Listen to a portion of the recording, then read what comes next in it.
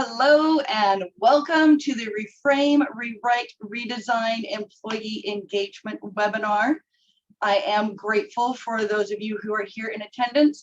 I will be sending a recording to others who have shown interest who are not able to attend.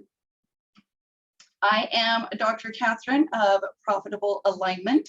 I'll be introducing myself a little bit more later. Like to start with a little bit of housekeeping. Please do keep yourselves muted because this is being recorded.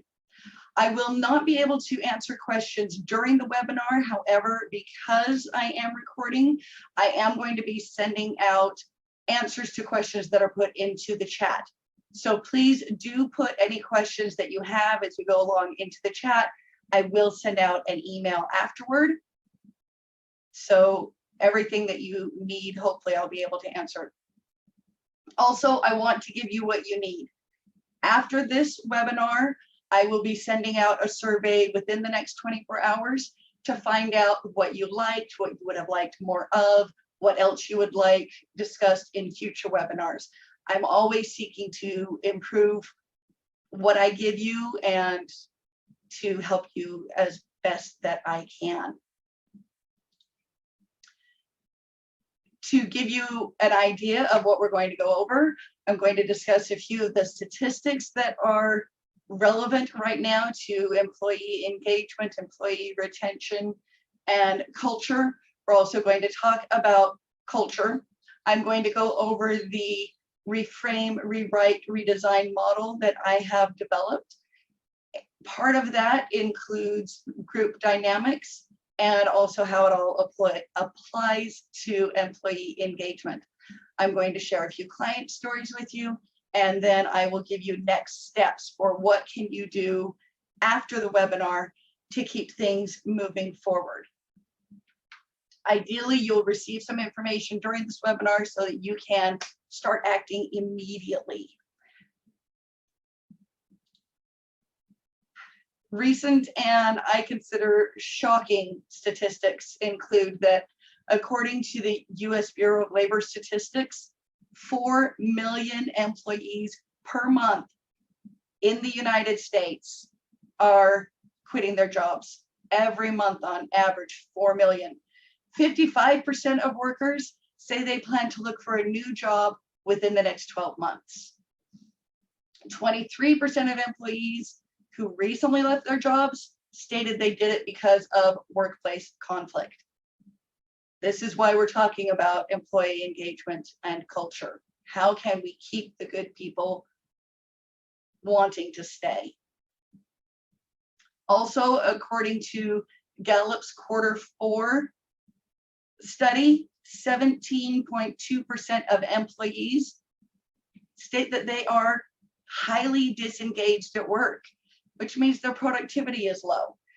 Compared to disengaged employees, engaged employees make 41% fewer errors, increase profit by 23%, all because they are 14% more productive than disengaged employees.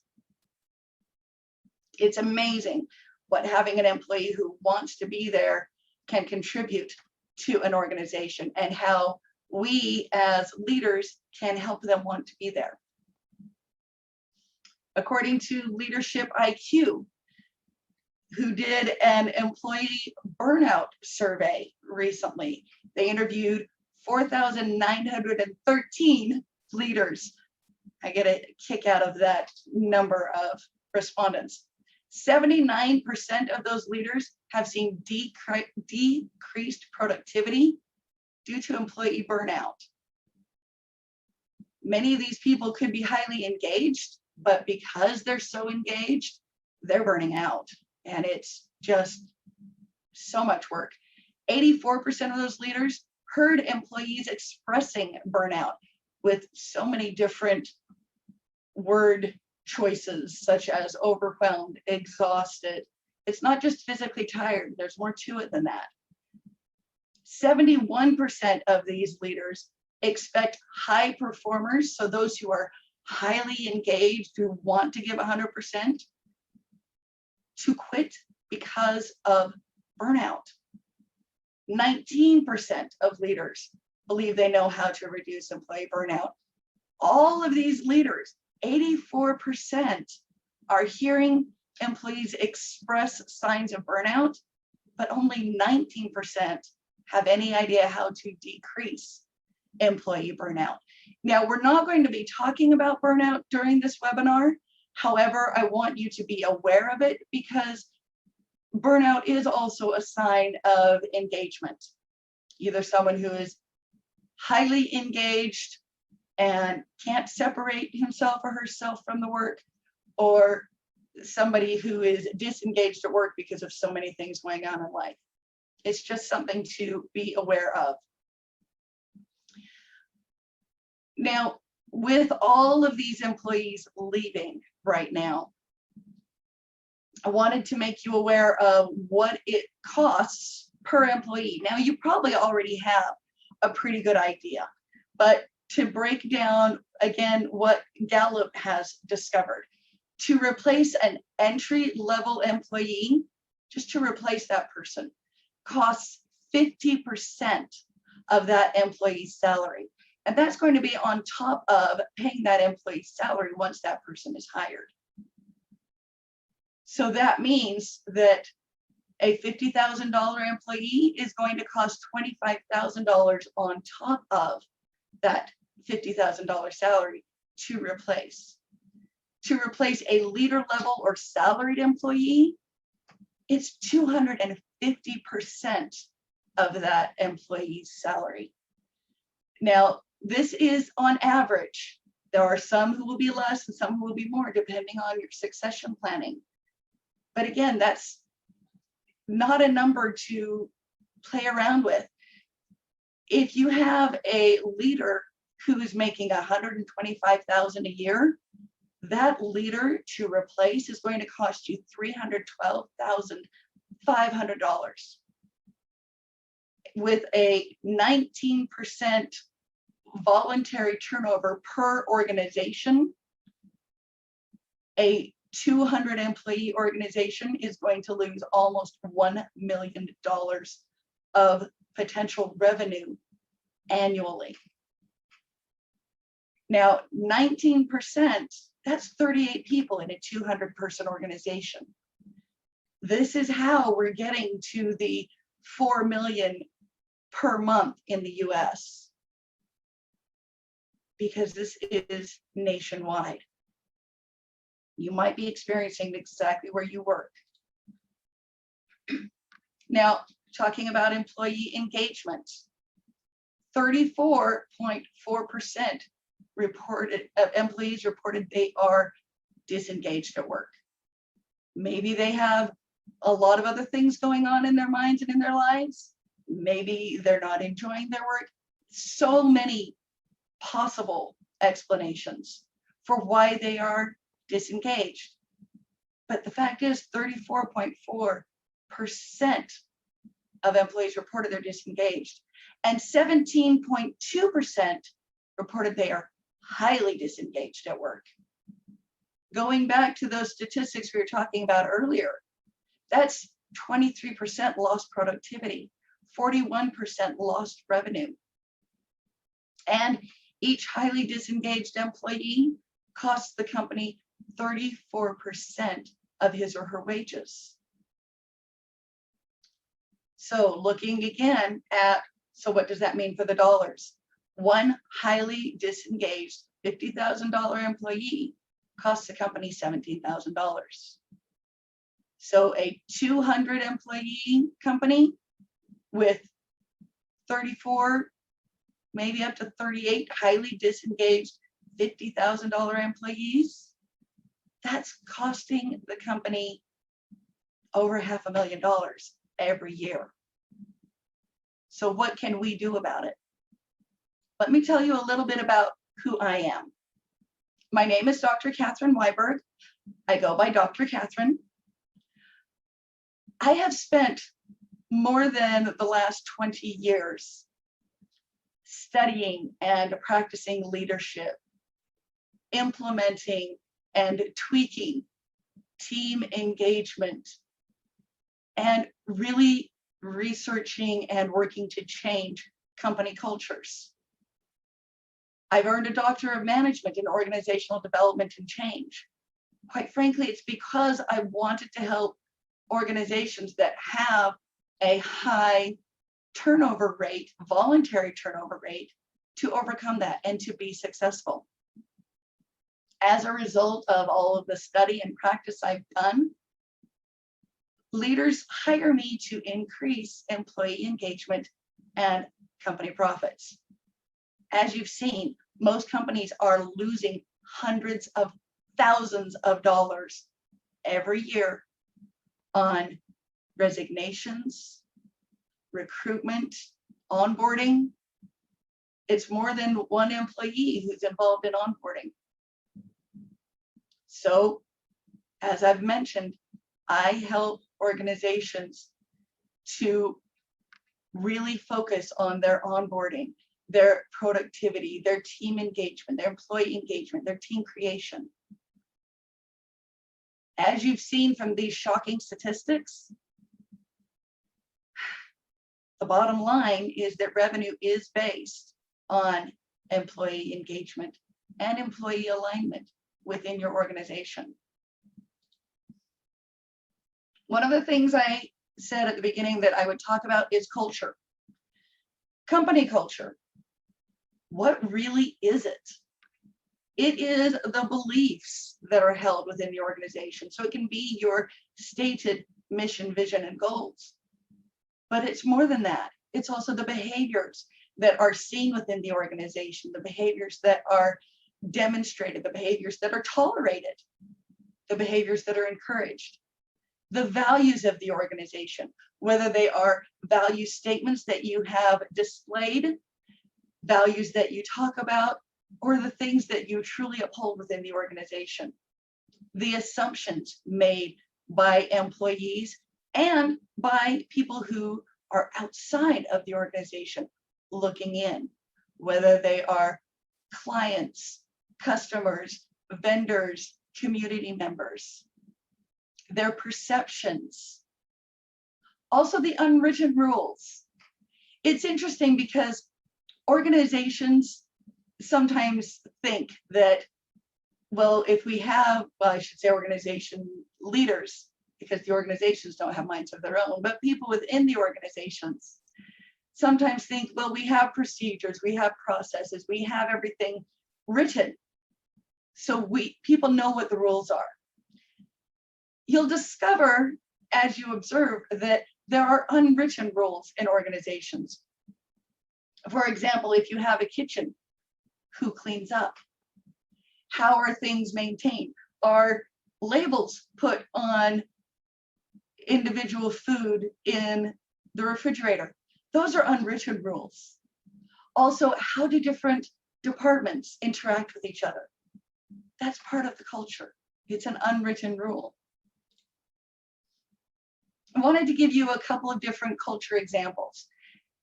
In truth, you can have as diversified a culture as there are the number of organizations that are out there. There will be some things that are similar, and you can have a big overarching culture with multiple subcultures within. Each department might have its own culture. Understanding how the subcultures and the main culture reflect and affect each other can give you quite a bit of insight. These different pictures give a little bit of an example.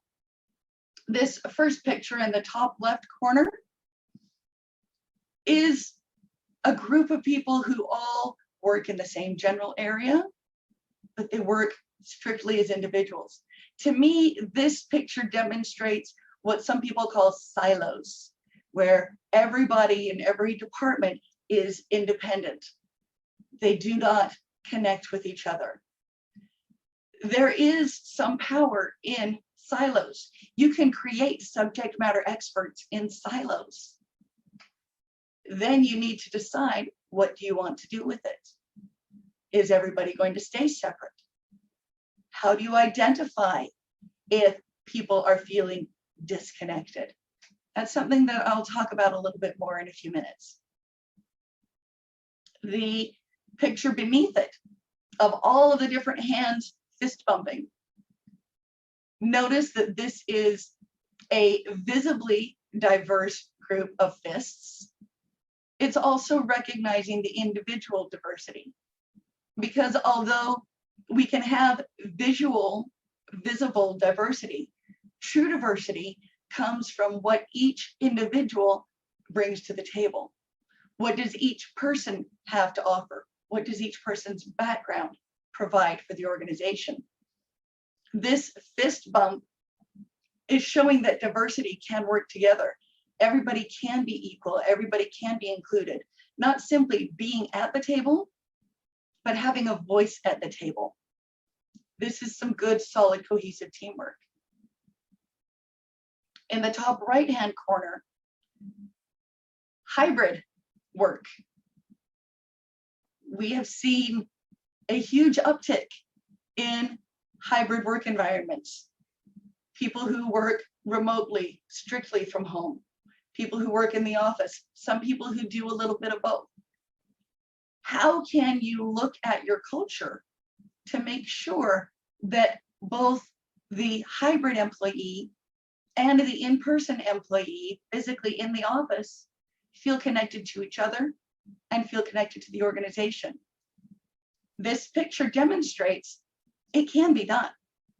I've seen organizations do it. It's important to recognize, how are you communicating your culture? The bottom right-hand slide shows a person who is discouraged, who is feeling down. It's important, in my mind, to recognize that there are people in the organization who will be having a hard time.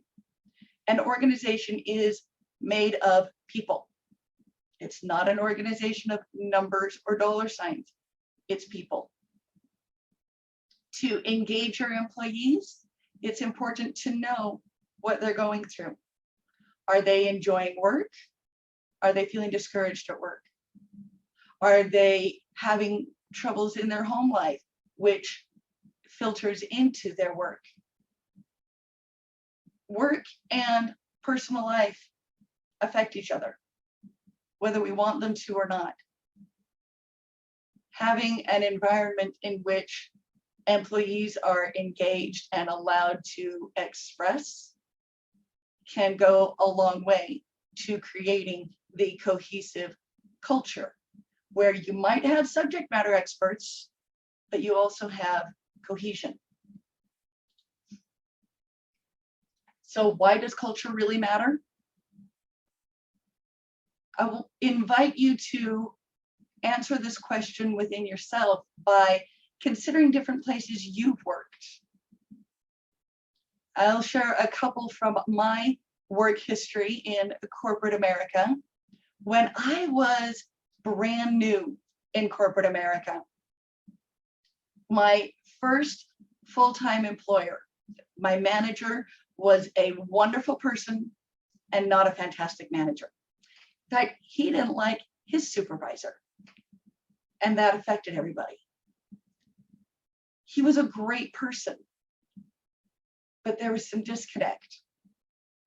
The next manager for whom I worked, I admit more than 20 years later, sometimes as I sleep, I dream of working for her again, because it was, in my mind, pretty close to idyllic. She is one of those who was a servant collaborative leader. If somebody on her team had an issue, that person could walk into her office, close the door, and say, this is the challenge I'm facing, whether it be personal, professional, client, team-based, whatever it was. She would stop and she would listen. If the team of over 40 people became overwhelmed, she would step in to the different roles that needed assistance and help out. And she loved her supervisor. It filtered down, it filtered up.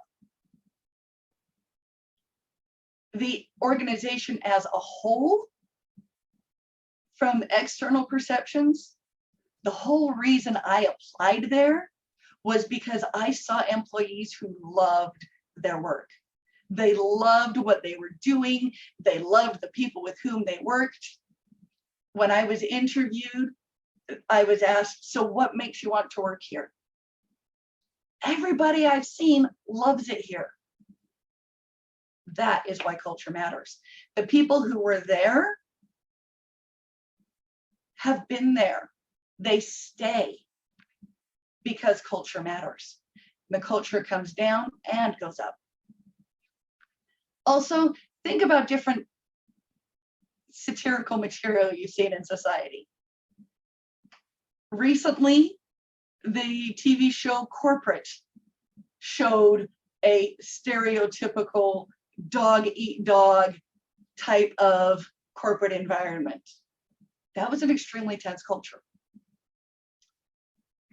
Consider the movie Cruella if you happen to be a Disney fan.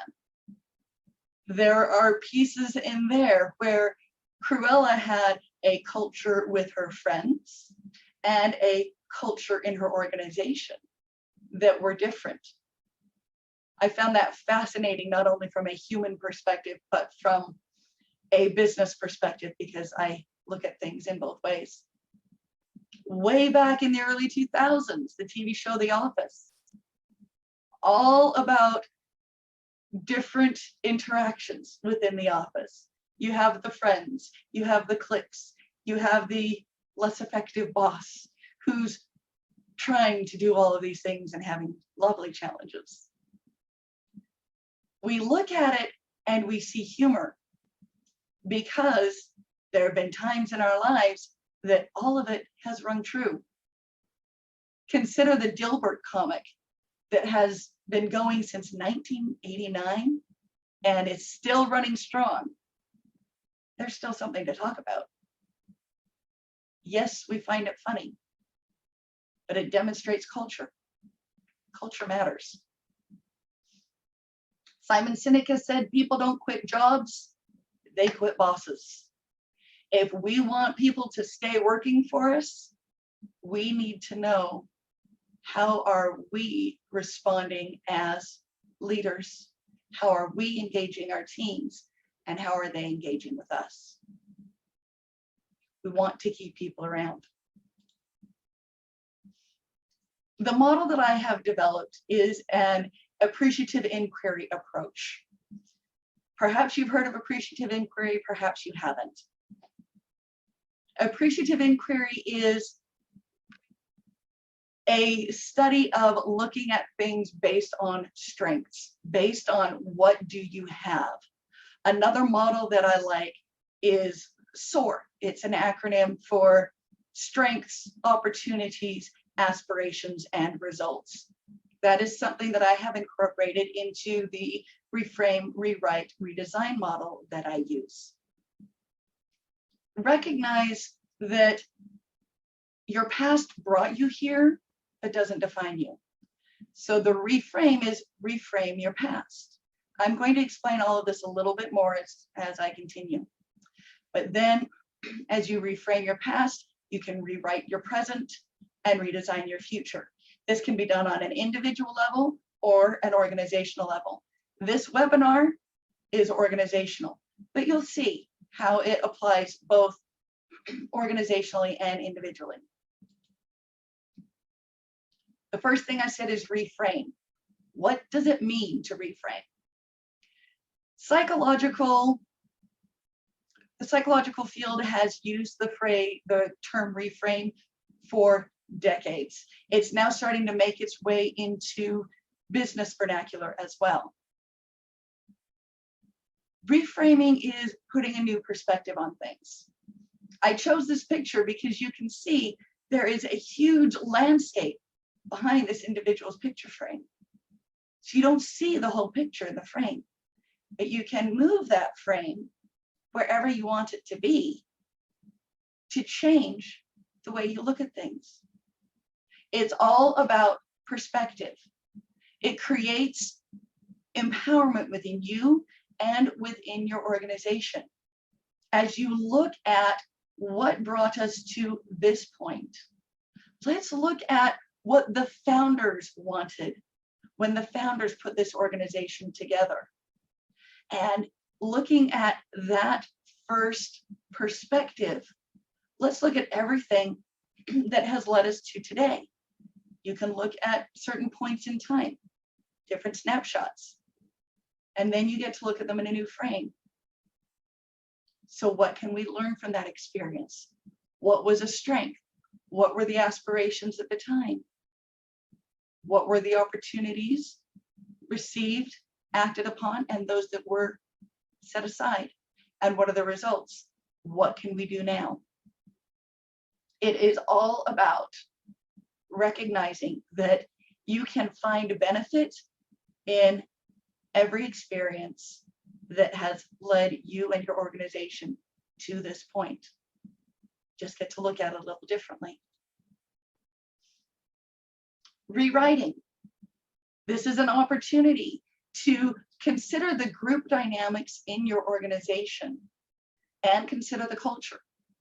Once you have looked at what brought you here, you can start using that reframe even to look at your present. What brought us here? What do we need to change?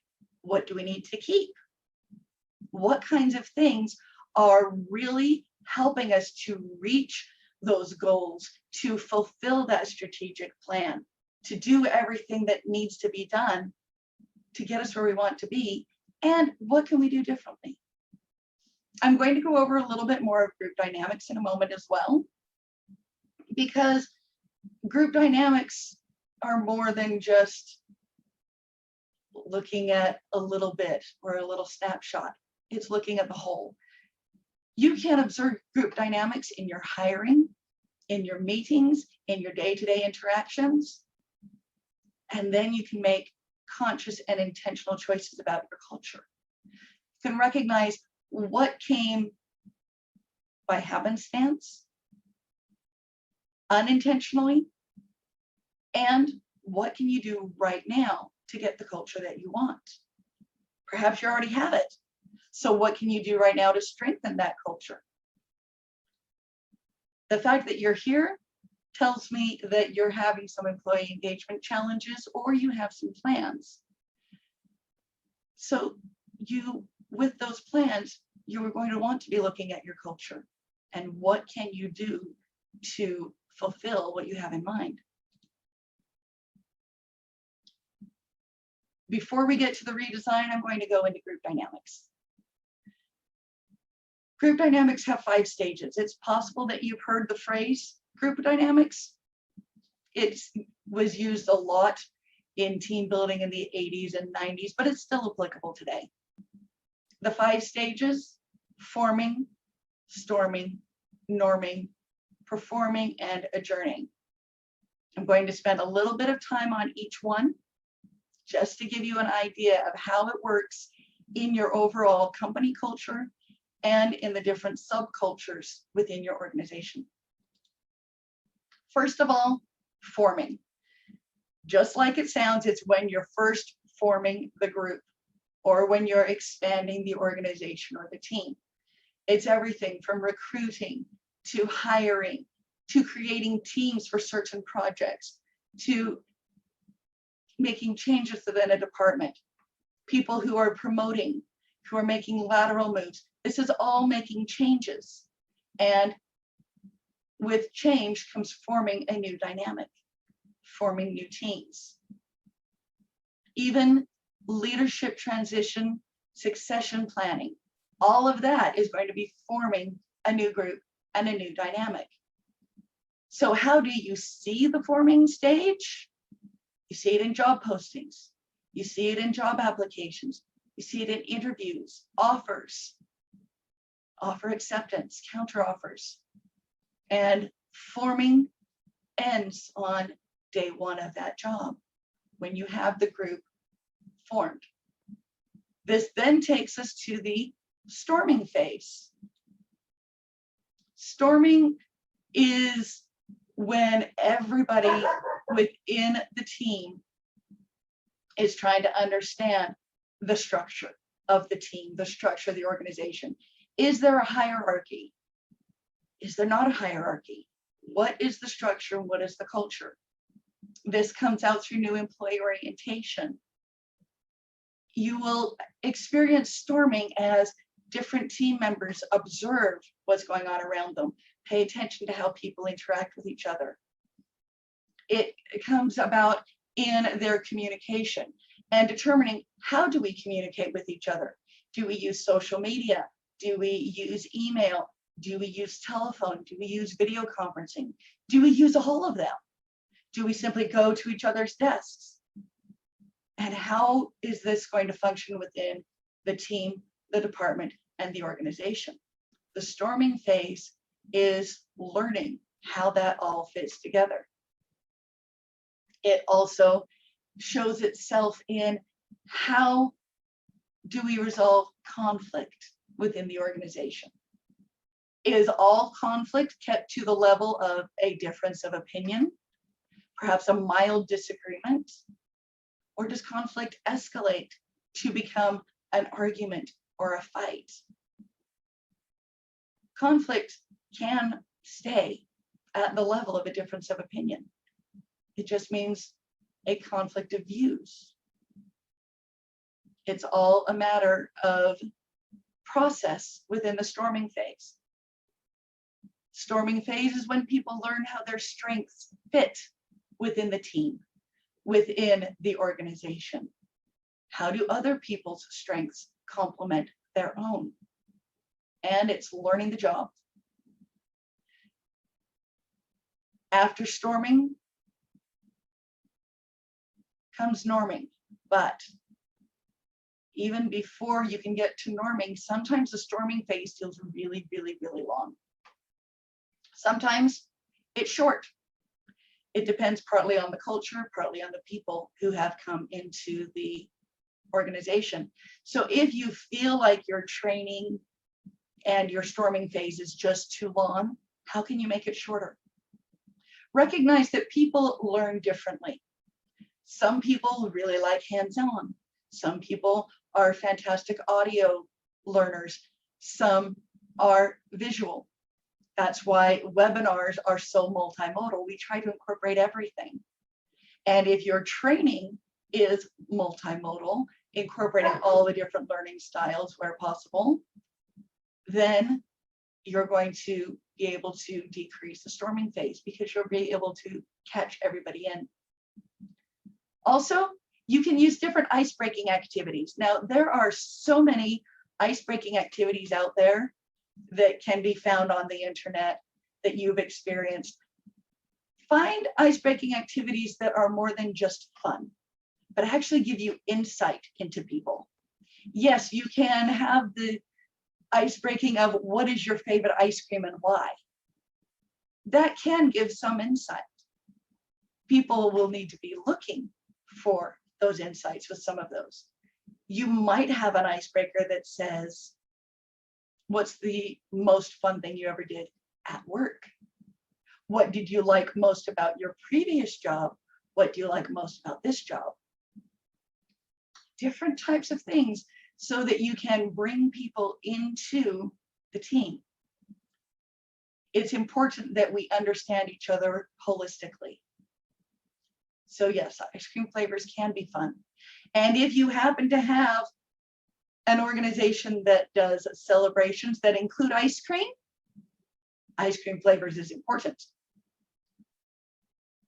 Also, having the opportunity to look at the different strengths that each employee brings to the organization. What did you do previously that made you a perfect fit here? Now, this is not just an interview question. This is to really understand people. What do they like about themselves, or what have other people said they do well? Because perhaps you'll learn something that you can do with that individual in your team and organization that adds to that person's job and adds to the team. Endless opportunities. After storming, we get to the norming phase. Now, I have talked about these as linear. In truth, group dynamics are a bit cyclical and you get a bit redundant. If you need to add somebody new, there's going to be a small storming phase, even if the rest of the group is already in norming. That's okay. Sometimes a norming team gets back to a storming phase. That's okay. It's all in how you handle it.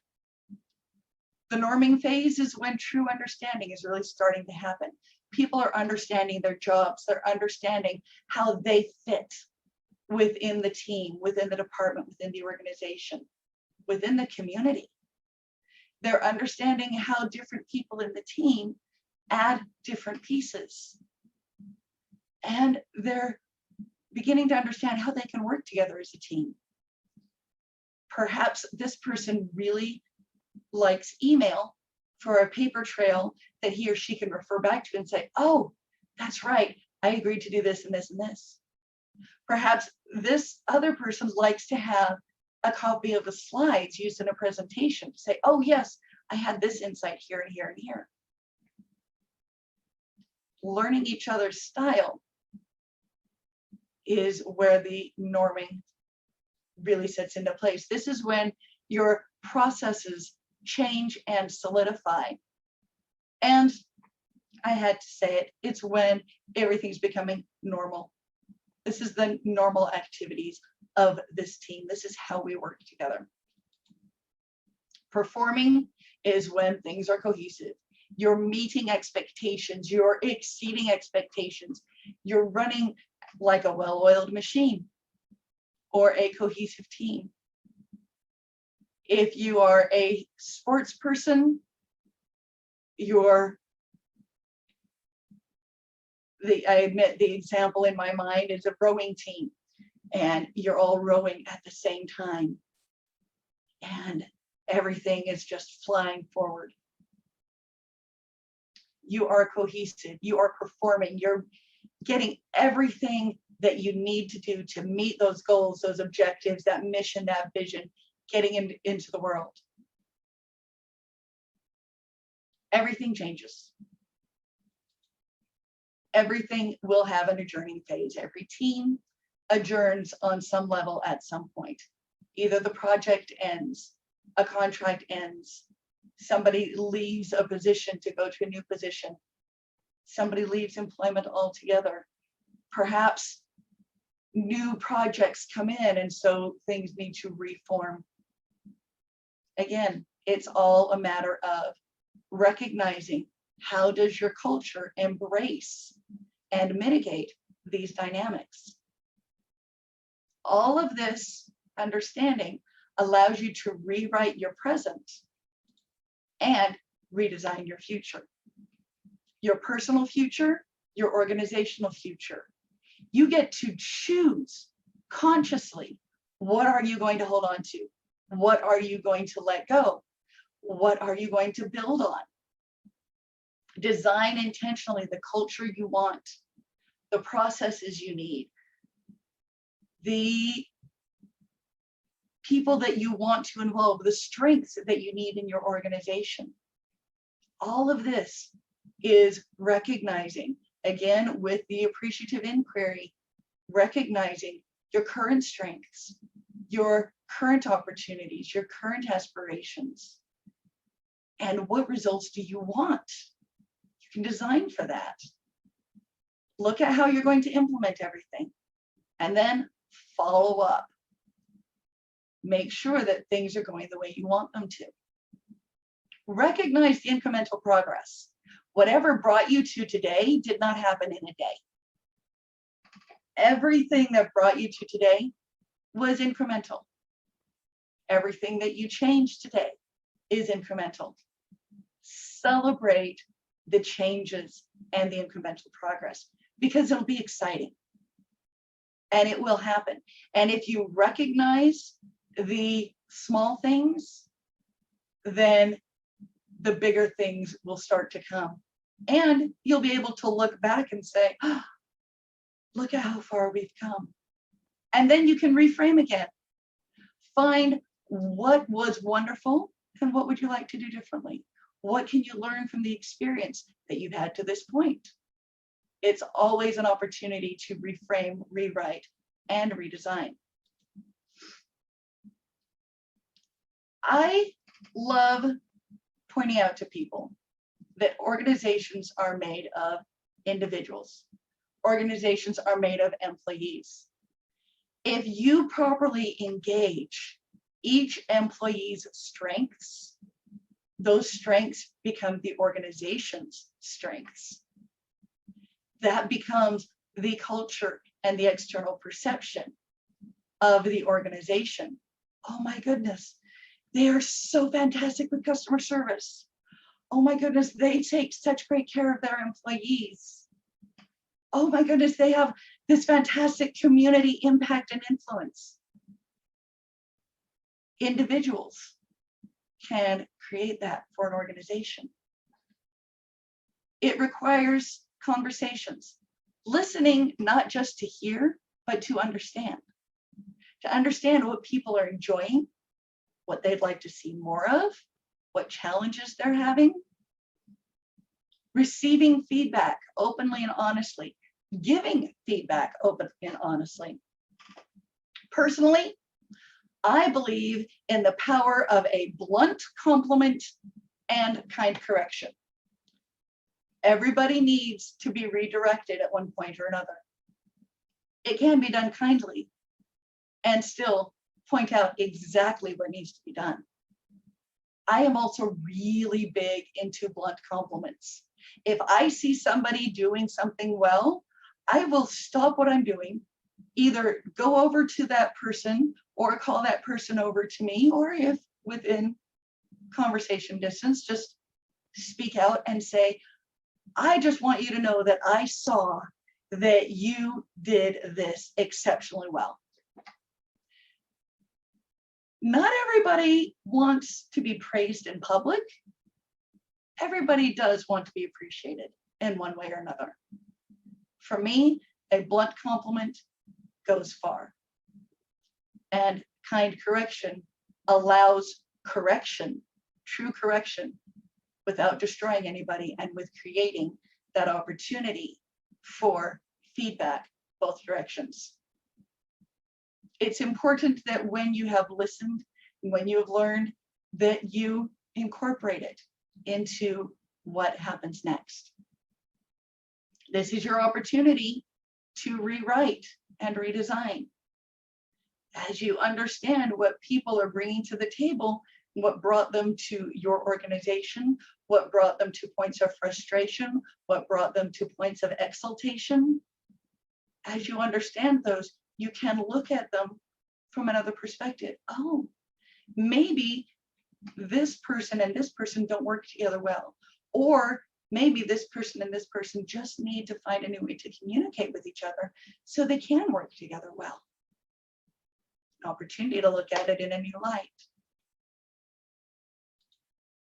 I'm going to share with you just a couple of stories from clients with whom I've worked, because I want you to see that even though I use appreciative inquiry, even though I use the reframe, rewrite, redesign model, and you can use it too, this does not mean that every organization needs the same thing. It does not mean one size fits all. Yes, there's a framework, but the framework is to help understand the individual needs of each organization. The first story I'd like to share with you is a team of editors with which I was asked to work as part of a larger organization. These editors were employed in order to help this organization break down the silos. They had built the subject matter experts in those different departments. They had all of that knowledge, all of that understanding, and they discovered that their silos were not communicating with each other, and they wanted to be. They brought in the team of technical editors, all contracted from different places. there was quite a forming stage. These editors needed to understand all of the different projects, the different subject matter experts, and how to talk to each other. When I was called in, we looked at what brought us to this place. The silos brought us to this place where we have subject matter experts, and now we need to manage and share that knowledge. So what are we going to do differently? What are we going to rewrite? We want these editors to understand and help us to create manuals that customer service representatives and other employees can use to understand each other's departments. Now, this particular group of editors had their own forming, storming, and norming phases before they were able to reach performing. One of the things that we implemented was using software they already had. We created a communication tool to show the progress of what was being edited, to show the process, so that the leaders higher in the organization had the information they needed to report to their supervisors. The editors were able to function easily, understanding the process, understanding who had what piece, and we were able to streamline. This increased productivity by 50% within a week, as everybody began to reach a norming phase and the performing phase as they rewrote everything they were working on. They got to a fantastic performing stage. Different projects, storming phases got shorter because they would take what they had learned from the previous, move it forward. I also once worked with a volunteer organization that had very, very few volunteers. They struggled to find people who wanted to be involved. We discovered it was because people didn't really understand what needed to be done or how they would fit. So again, we reframed. We looked at what got us to this point. This was an organization where things changed all the time, or at least personnel changed all the time. Now, this was not a voluntary attrition thing. It's just the way the industry worked, that people moved to new stations.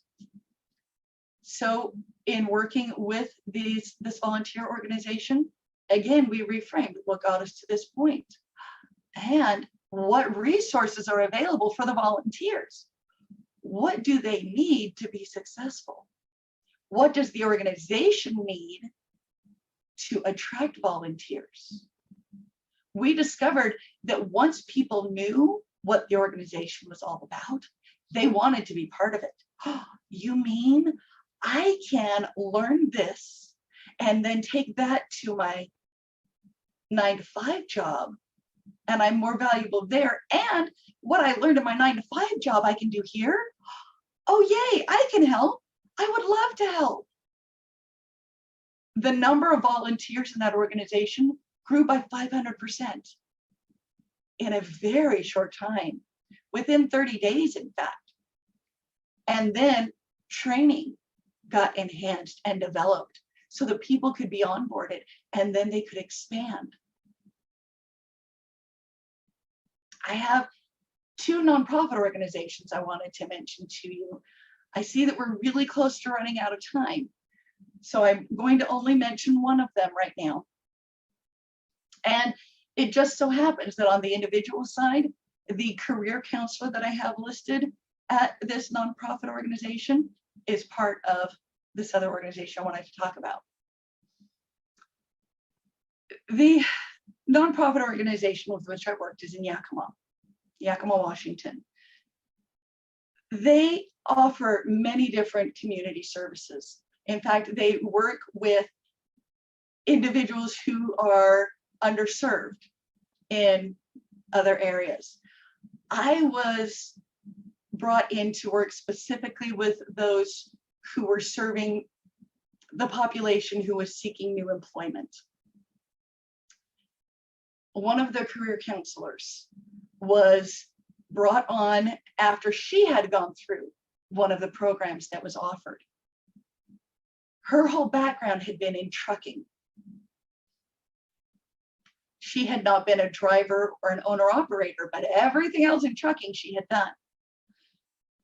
When she was going through this program, she realized all of the skills that she had that could be applied to an administrative role, and in fact to helping others to reach their next levels of excellence in their employment pursuits.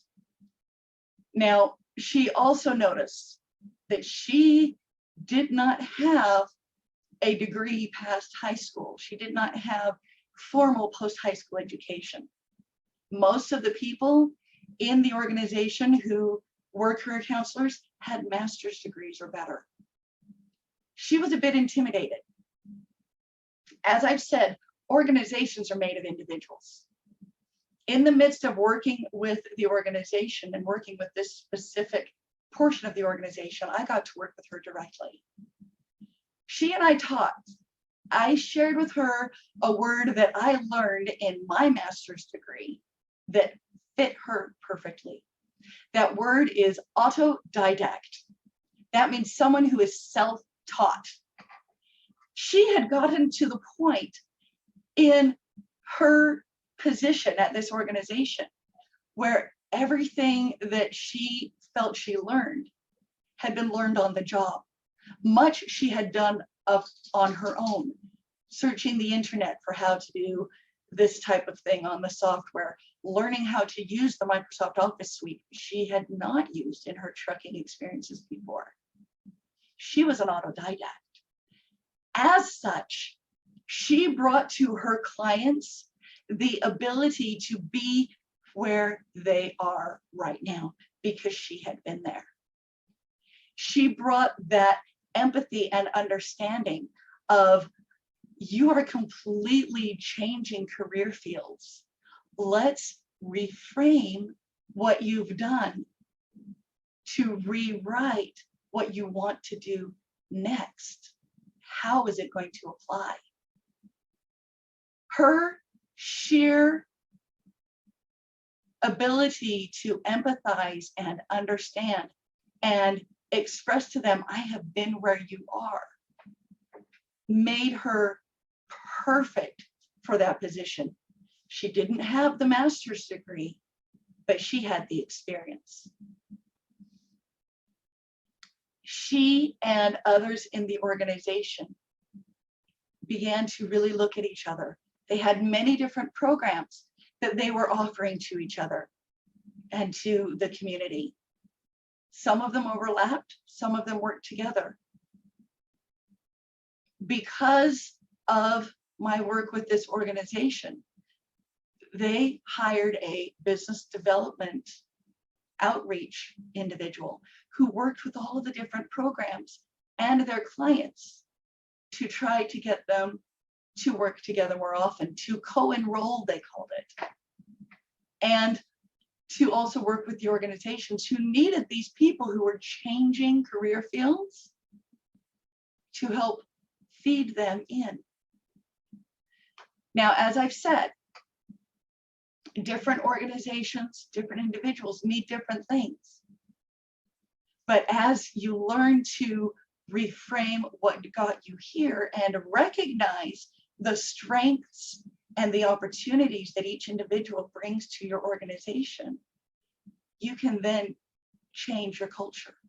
You can become more in tune with what needs to be done. We only have 5 minutes left, so I'm not going to share with you the tenured university professor story, other than to say, when she and I first spoke, she was applying for an interim dean position, and she had forgotten everything that she had to offer. But when she and I worked together and looked at her strengths, she realized the plethora of experience that she had that she could then bring to her organization. This is something that you can do to help engage your employees. Recognize and help them recognize what their experiences and their opportunities bring to you, and what your experiences and opportunities bring to them. I want to give you next steps. I covered a lot of information. I've given you, I hope, insights. I've definitely given you some ideas, some of the shocking and scary statistics that are out there. I would like to be able to help you implement the reframe, rewrite, redesign model, to consider your group dynamics, to consider your company culture, to look at how you can engage your employees and increase that retention, how you can mitigate the great resignation or the great reshuffle that's happening right now. I invite you to book a strategy call with me. You can get this directly from the website, profitablealignment.com, or from this slide. It is my scheduling link. If you're outside of the United States time zones, as I do work with some people who are outside of United States time zones, I do have a special link for you that has a couple of earlier hours specific for you. Also, I have some tools on my website. I have a re-engagement checklist for re-engaging employees, especially those who have been away from the office for a while. I also have a way for you to recognize your company culture through meeting observations, noticing who participates and who doesn't. Have a checklist that goes over that and a few other things. I invite you to go to the website, profitablealignment.com/tools, to see some of the things that I have available for you. Also, I want to know how I can be helpful to you. Please, when I send out the survey, respond with what else you would like to see in future webinars. I will be sending you a copy of the recording, or a link to it there, that is. Feel free to share that link with others, to have them reach out to me. Let's book a strategy call. Let's talk about how you can reframe, rewrite, and redesign your employee engagement. If you have any questions, please do put them into the chat. I would love to be able to answer them separately in an email. Thank you.